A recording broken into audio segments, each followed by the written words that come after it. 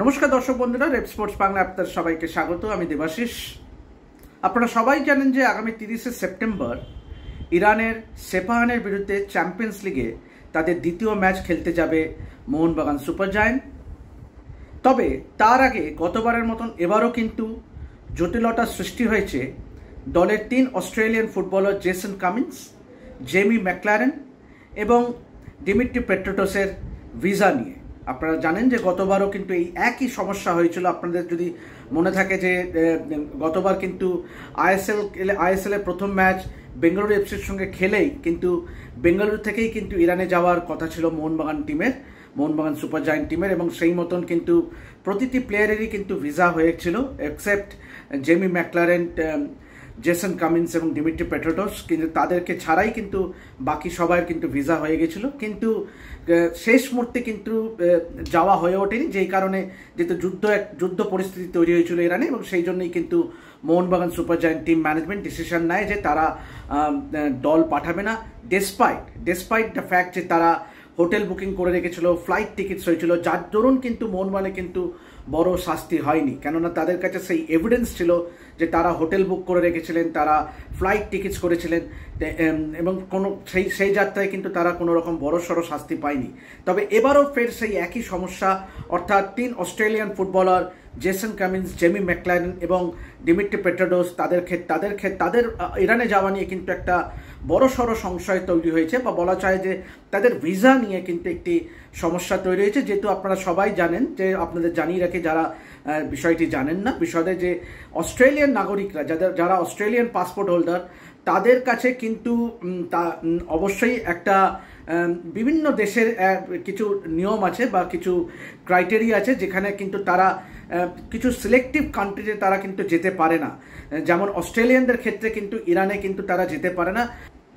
যদি একবার তারা ইরানে ট্রাভেল করে বা পাসপোর্টে যদি তারা ইরানের স্ট্যাম্প থাকে, সেক্ষেত্রে তাদের কিন্তু সমস্যা হতে পারে দেশে ফেরা। সেই কারণেই কিন্তু এই 3 অস্ট্রেলিয়ান ফুটবলার একটু ইতস্তত যে তারা ইরানে তারা ট্রাভেল করতে চাইবেন কিনা। তবে definitely Mohun Bagan super giant management কিন্তু ইতিমধ্যেই কিন্তু ইরানিয়ান এম্বাসি এবং অস্ট্রেলিয়ান এম্বাসির সঙ্গে যোগাযোগ করছে, তাদের বোঝানোর চেষ্টা করছে যাতে করে এই 3 অস্ট্রেলিয়ান ফুটবলারের যেন ভিসা দেওয়া হয়, যেহেতু দে আর পার্ট অফ আ টিম। কেন তারা এএফসি চ্যাম্পিয়ন্স লিগের মতন একটা প্রতিযোগিতায় অংশগ্রহণ করতে যাচ্ছে, এবং বিষয়টি যেন একটা ফুটবল টিমের পার্ট হিসেবে যেন বিবেচনা করা হয় এই 3 ফুটবলারের বিষয়টি। কেননা তারা যে নিছক একটা মোহনবাগান টিমকে রিপ্রেজেন্ট করছে, মোহনবাগান সুপার জায়ান্ট টিমকে রিপ্রেজেন্ট করে তারা খেলতে যাচ্ছে, তাই জন্যই কিন্তু তারা ইতিমধ্যেই কিন্তু মোহনবাগান সুপার জায়ান্ট টিম ম্যানেজমেন্টের তরফ থেকে ইরানিয়ান এম্বাসি এবং অস্ট্রেলিয়ান এম্বাসিকে যোগাযোগ করা হয়েছে। কেন এবং এমনও শোনা যাচ্ছে যে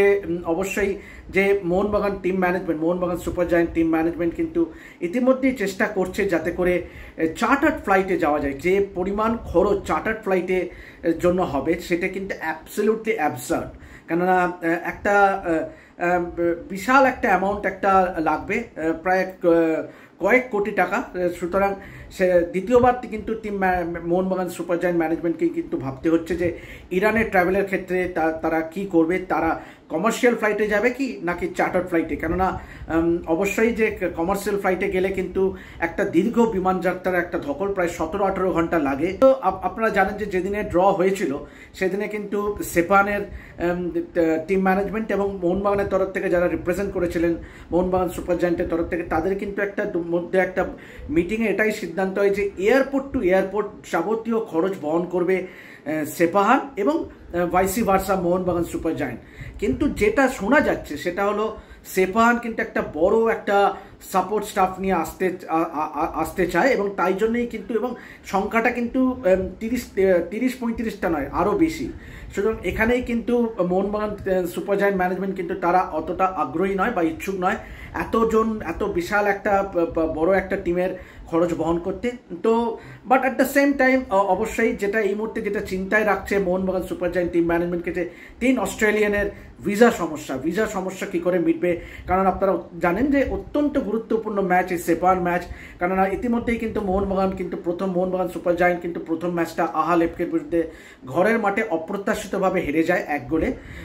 কিন্তু এখন ইরান ম্যাচটা থেকেই কিন্তু এই সেপানের বিরুদ্ধে ম্যাচ থেকেই কিন্তু ঘুরে দাঁড়াতে হবে মোহনবাগান সুপার জায়ান্টকে, যদি তারা এই চ্যাম্পিয়ন্স লিগে ভালো কিছু করতে চায়।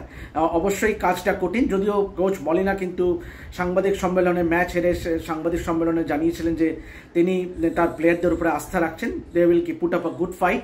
এখন দেখার বিষয় যে মোহনবাগান সুপার জায়ান্ট কীভাবে ঘুরে দাঁড়ায়। তো বাট ডেফিনেটলি যদি এই তিন Australian footballer Dmitry পেট্রাটোস, Jason Cummings এবং জেমি ম্যাকলারেন যদি ট্রাভেল না করে বা যেতে না পারে ইরানে, that will be a major setback for Mohun Bagan super giant. তো অবশ্যই কিন্তু আরও একজন ফুটবলার টম অলরেডের ক্ষেত্রেও কিন্তু এই আলোচনা হচ্ছিল যে তারও হয়তো ভিসা সমস্যা হতে পারে, কিন্তু টম অলরেডের ক্ষেত্রে হবে না, এই কারণেই যেহেতু তার ডুয়াল পাসপোর্ট আছে। আপনারা জানেন যে তার স্কটিশ পাসপোর্ট আছে এবং সেই সঙ্গে আরেকটি দেশেরও পাসপোর্ট আছে, সুতরাং টম অলরেডের ক্ষেত্রে সেই সমস্যা হবে না। কিন্তু বাকি তিন বিদেশি অর্থাৎ রবসন রবিনিও, অ্যালবার্টো রড্রিগেজ এবং টম অলরেডি, এই তিন বিদেশির ক্ষেত্রে কিন্তু এই ভিসার সমস্যা হবে না। ইতিমধ্যেই কিন্তু সেই প্রসেস কিন্তু স্টার্ট করে দিয়েছে Mohun Bagan super giant management, visa process. এবং এখন দেখার যে এই তিন ফুটবলারের ইরানিয়ান এম্বাসি এবং অস্ট্রেলিয়ান এম্বাসির মাধ্যমে সেই অচলাবস্থা কাটে কিনা। কেন আপনাদের মনে করিয়ে দেওয়া ভালো যে গতবারও কিন্তু এই তিন ফুটবলার কিন্তু ইরানে যাওয়ার ভিসা পায়নি। তো এখন আগামী কয়েকদিনে কিন্তু বলবে যে এই অচলাবস্থা, এই তিন অস্ট্রেলিয়ান ফুটবলারকে ঘিরে যে ভিসা সমস্যা, এটা কাটিয়ে উঠবে কিনা বা সমস্যা মিটে যাবে কিনা। তো এই সংক্রান্ত আরও ডিটেলে কিছু আপডেট থাকলে অবশ্যই আমরা সেটা আপনাদের সঙ্গে শেয়ার করব। এখন আপাতত এই পর্যন্তই, এভাবেই দেখতে থাকুন রেপ স্পোর্টস বাংলা এবং ফুটবলের যাবতীয় খবর পেতে গেলে অবশ্যই চোখ রাখুন আমাদের এই চ্যানেলে। আমি দেবাশিস আপাতত সাইন অফ করছি, ধন্যবাদ।